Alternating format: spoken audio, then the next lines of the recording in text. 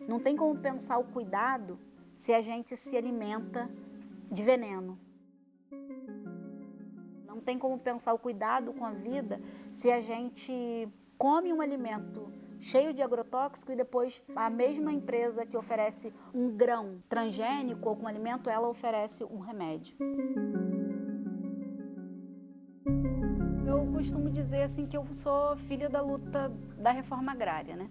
Tenho essa identidade, né? Porque meu pai trabalhava na roça, mas ele nunca teve sua terra, né? Na minha história na luta pela terra, já começou já na minha adolescência, nos 14 anos, quando a minha mãe foi para um acampamento. Então a gente ia para visitar. Aí daí que a gente foi, que ficou até hoje. Então desde os meus 14 anos a gente está nessa luta. É um pouquinho veterinário, um pouquinho biólogo, um pouquinho psicólogo, mas a gente, assim, a gente tem esse cuidado de poder lidar com as pessoas. Quando falar da terra, quando falar da comida, também falar do amor, da amizade, da questão da preocupação que a gente deve ter com as pessoas, da simpatia, da empatia, da solidariedade. Eu acho que entra em todos os sentidos do dizer cuidado, né? Essa coisa do cuidado e agroecologia, eu acho assim, tem tudo a ver com a nossa perspectiva de futuro, né? É o chamamento da nossa ancestralidade, né? Então, assim, a agroecologia, ela é um princípio de vida e é a preocupação com as gerações futuras, né? Então, assim, nessa perspectiva, nós somos cuidadores do planeta, cuidadores da terra-mãe. A terra é nossa mãe.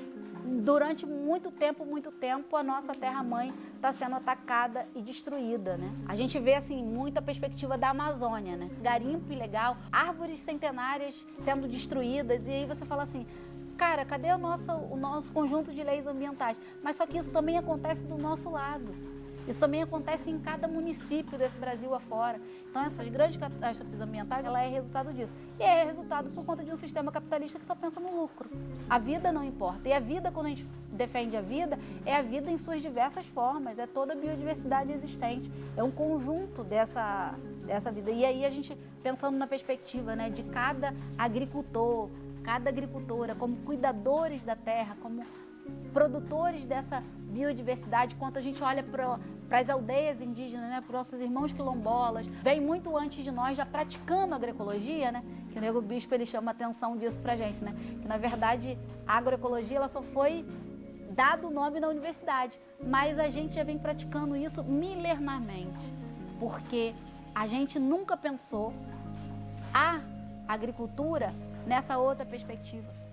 A gente nunca pensou a agricultura que não fosse isso, né? Então a gente nunca pensou na lógica da produção de alimentos que precisasse se a gente colocar herbicida, se a gente colocar agrotóxicos, a gente comprasse uma semente que não fosse crioula. Semente é patrimônio do povo, não é patrimônio do mercado.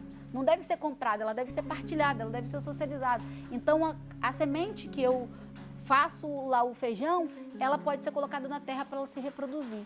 O milho, né, que eu como, se eu deixo ele secar, ele vira semente para ser colocado na terra. Mas por que a gente está perdendo tudo isso? Porque tudo virou mercadoria. E essa luta, né, é só de quem está no campo? Não. É só de quem está na aldeia? Não. É só de quem está no quilombo? Não. Ele faz esse chamamento para todos nós, quanto humanos, quanto seres humanos nessa terra que quer preservar a água, a biodiversidade, a nossa casa comum, né? Não dá tempo mais. Se a gente deixar para amanhã, a gente pode não estar aqui mais contando a história, né? Então é uma coisa que tem que ser hoje, agora, né?